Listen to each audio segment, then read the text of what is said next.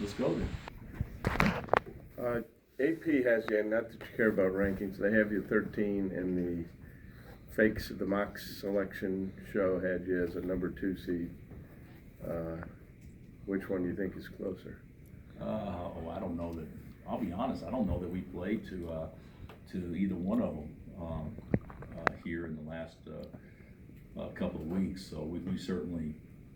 I mean, I would say right now I should be probably happy with both of those. To be honest, I think that we have a chance to certainly solidify and maybe improve on at least our ranking. It'd be hard to prove on 2 seed. That's not going to happen right now. That's the best we could probably hope for. But we also have, you know, opportunity to definitely slide based on who our opponents are coming up. So, you know, I don't think it means much with the selection committee, and I haven't studied what they did, but you know, so much of that is taken with strength of schedule in mind, I'm sure, and with the rankings, I think so much of that is more, even though it is taken with that, but more of that's, you know, based on wins and losses, and so they're you know, I don't know which is more accurate or whatnot, but I know right now we should be happy with both of those.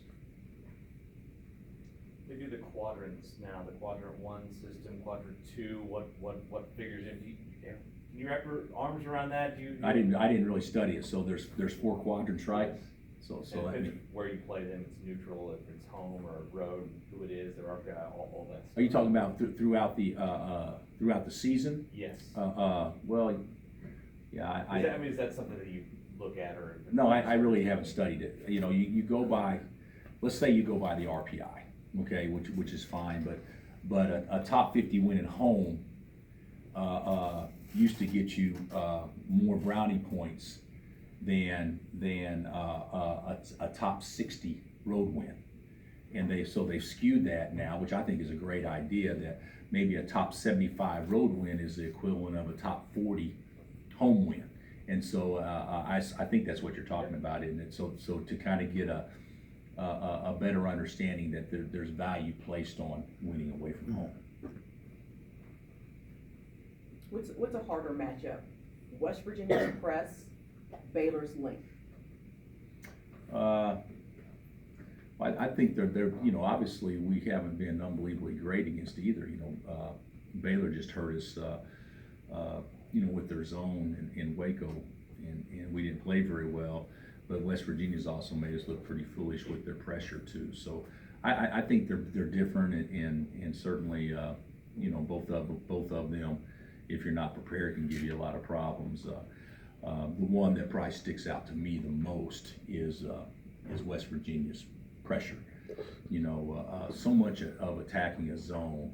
I mean, you got to attack it right. You got to do some things, but you also need to make some shots, and length definitely affects that.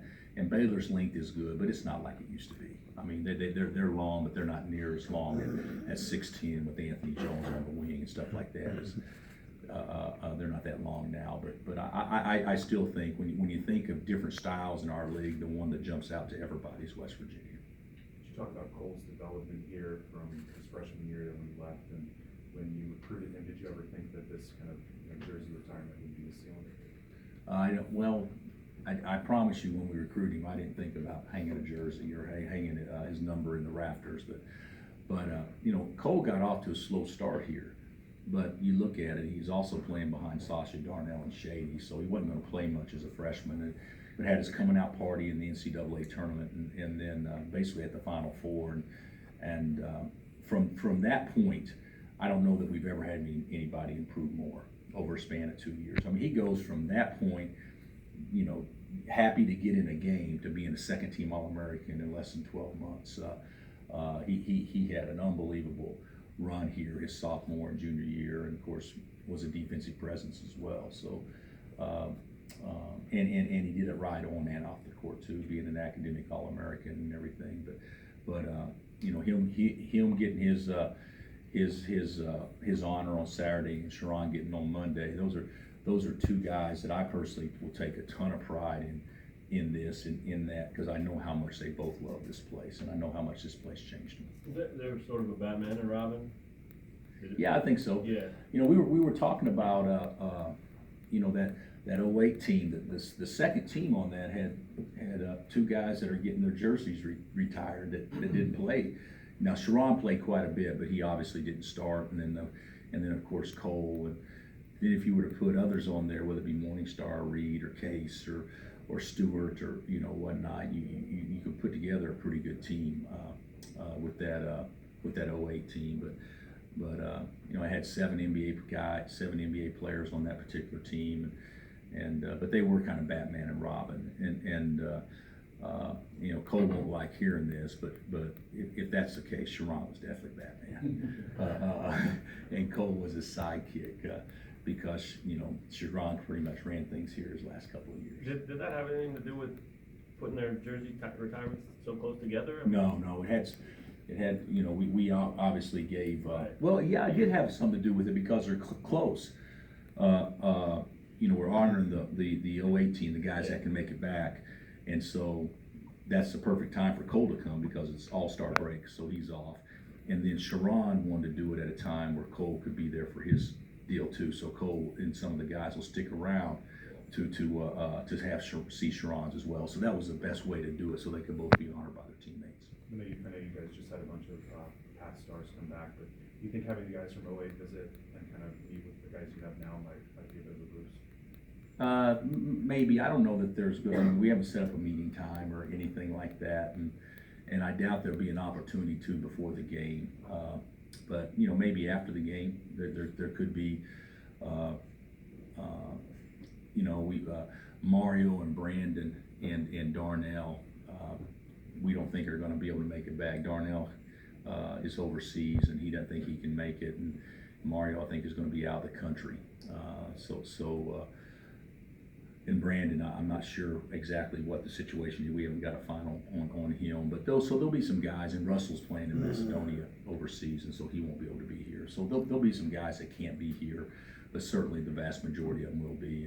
And I don't know if it'll be an opportunity for them to sit down and talk with our players. I haven't thought that through at all. I think sometimes we make a bigger deal out of some things, you know. Our players have all been around these guys that are coming back and spent time with them in the summers, or you know, Tyrell Reed 3 days a week, or Sherron every game, or whatever. So it's not like they don't get an opportunity to see these guys. When you put Cole in the tournament game, were you confident he would do what he did? Yeah, Gary, I remember back to April 6, 2008, and exactly what my thought process was. I said, hey, I want to give this guy some confidence right now.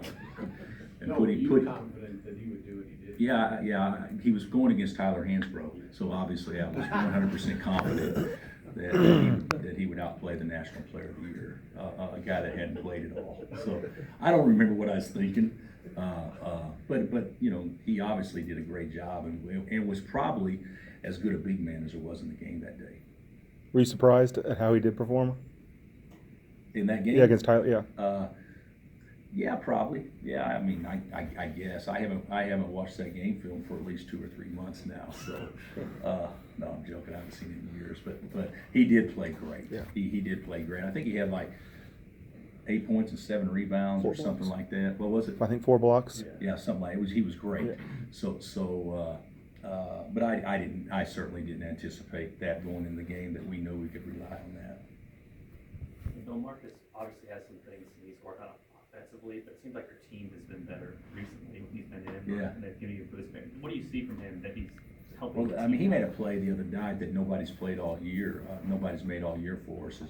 It's just activity. You know, he's guarding a good offensive player, but he knows exactly how far he should dive, and he waited for Laird to bounce it, and then he went and took it out on the first bounce or second bounce. And so he does some things like that nobody else has done for the most part, except Devontae. Devontae will make plays like that. So I think it is comforting to know you can put a guy that's not going to score a lot of points in the game, and your plus minus is more positive than it is when he's not in the game. So if anybody's making a mistake with Marcus, it's me, because I don't think I'm having him out there long enough spurts. I think he's averaging about 20 a game, and in a lot of those games, he's been one of our better performers. Does playing with purpose and urgency negate the need to play with desperation? Does it negate it? I don't think we need to play with desperation. I think we need to play with urgency and purpose and focus and that sort of stuff, but hey, it's a long season. I don't think you start playing with desperation in February. I could be wrong, but I don't think that's the way you want to play it. That makes people tired. Our guys should be focusing on enjoying each other and having fun and playing for each other and not worrying about being the 14th year in a row. They don't need to worry about that. They need to focus in on getting better and worrying about trying to win one for themselves this year and not worrying about trying to carry on a tradition for others. And so hopefully that'll be the case, and hopefully, I it may be the elephant in the room, but me visiting with these guys, I don't feel it being the reason we play poorly at times, because they have that stress. Now there's stress obviously, but usually when you stress, it's from pressing. Our problems have been pressing at times, but when we haven't played well recently, it's been from the total opposite of that. The lack of urgency, or the lack of desperation is probably not the term I'd use, but I guess every game there are desperation moments, and I don't think we played to that as well as we should. We've asked you a lot about Devontae's value and obviously his minutes, but what aspect of his season has impressed you the most to this point? I don't, this is not a knock to our other guys. I don't know if I've ever been around a team where a guy gets less help from not from a playing standpoint. I'm not putting down anybody. From talking, from ownership, from coaching others. He is doing it all. He has shown as much leadership this year to me as what anybody we've had here do. I mean, he's Aaron Miles, plus he's getting 17 a game. That's how I look at it. And that's not a knock to the other guy's playing ability, but if you look at it, Malik doesn't speak, Speed doesn't speak, LeGerald doesn't speak, Doak doesn't speak. I mean, when they're out there, I mean, this is Devontae's personality that's basically kind of getting us through the intangible things. And so that means he's going to play well, but certainly from an intangible standpoint, I think he's as good as we've ever had here. Coach, when you guys host college game day, does it change routine or atmosphere or energy at all? It probably does, but we'll hopefully not let it. To me, a lot of times teams get caught up in that and the all day long infomercial and you kind of get out of character of who you are, and you kind of maybe spend too much energy early in the day when you should be conserving it for later. So we won't make a big deal out of it at all. And there won't be anything that our players do, at least based on what I've been told, Chris, that's any different from a normal routine on game day. Now, we may do some stuff on Friday that's a little bit different, but for the most part, if it's on anybody on game day, it'll probably be on me. Phil, with LeGerald and Malik on a little bit of an uptick, and Silvio some good minutes, and of course Doak's production, how do you feel about this team being able to push its ceiling up moving forward? Oh, I do think that. I think if you looked at us back in December or November, late November at times, you thought the team had a ridiculously high ceiling, and certainly I do not feel we have played to that. But when we were playing to that, it's primarily because our 5 starters were playing well, we're shooting the ball well, and if you look at it here of late, and you're exactly right with Malik and LeGerald and Doak, but Svi and Devontae go 6 of 26 against Iowa State, and three of our 4 best shooters go 2 for 19 against Baylor, and so you could see that the ceiling is still pretty high if we can get everybody on the same page and playing well. So I mean, I'm not adjusting. My thoughts have always been the same. We got a chance to be in every game. We got a chance to win every game. Why should we settle for anything less than that? But the reality is, I think that there's potential to play a lot better than we have in the last 2 or 3 weeks, without question. If we can just get everybody playing well at the same time, and it's amazing to me that we've won some games. If you said we were going to go to Ames and those 2 go 6 of 26, we'd have no shot. at least the thinking would be. So it is some positives that when we don't do some things well, it's just that, other people have stepped up.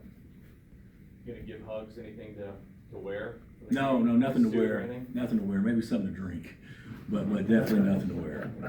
No, I'm joking. When Sags Kanate does what he did the first 5-10 minutes against you guys in Morgantown, how does that affect the confidence of your players?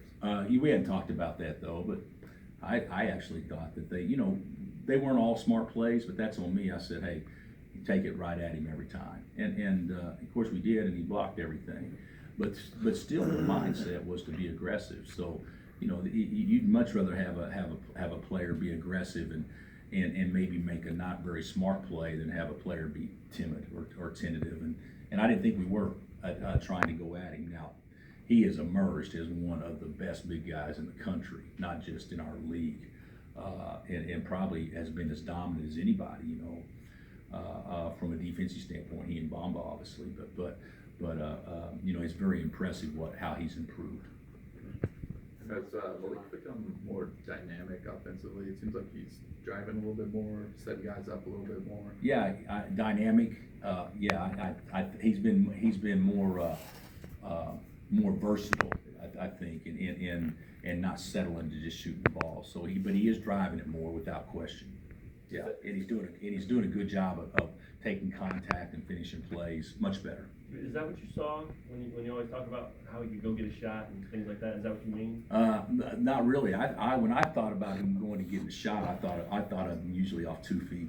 Right. But he's become a good guy getting to the hole in the half-court offense. It hasn't been as good in transition as you guys can remember, but in half-court offense, he's done a really good job getting to the basket. Really good as anybody that we've had. That pit bull that you went and got out of Chicago and brought to Lawrence, Kansas, what did he turn into? What did he become? What did he mean to this program? Well, Sherron,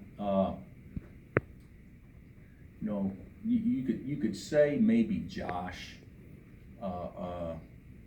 maybe, but I think Sherron's the best basketball player we've recruited since we've been here.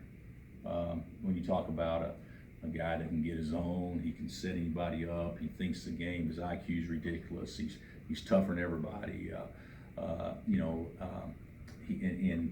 I just thought he was a fabulous guard. And, obviously his knees kind of failed him towards the end, and he had a hard time, keeping his weight off. But he worked at it so hard to do that. But I don't think that we had recruited anybody, and still haven't, that could make just basketball plays the way that he could, and have the IQ and the intellect to go out and do that. And it's kind of sad for him, but the best thing that happened to us was him getting hurt, because it allowed Russell to start, and then Sherron understood it was best for the team for Russell to keep starting when he came back. So, it'd be hard not to start a guy that's your leading scorer, second leading scorer, unless he had gotten injured. And when he needed knee surgery, it kind of put Russell in a situation that, hey, I got an opportunity, I don't want to mess it up, and his play elevated, and Sherron, all he did was accept the role he had. So I always respect that about guys. When you talk about maybe his talented player that you recruited, it was best for his team not to start till he's a junior. That would be hard for a lot of guys to stomach, but he handled it fine. He was terrific. Anything else?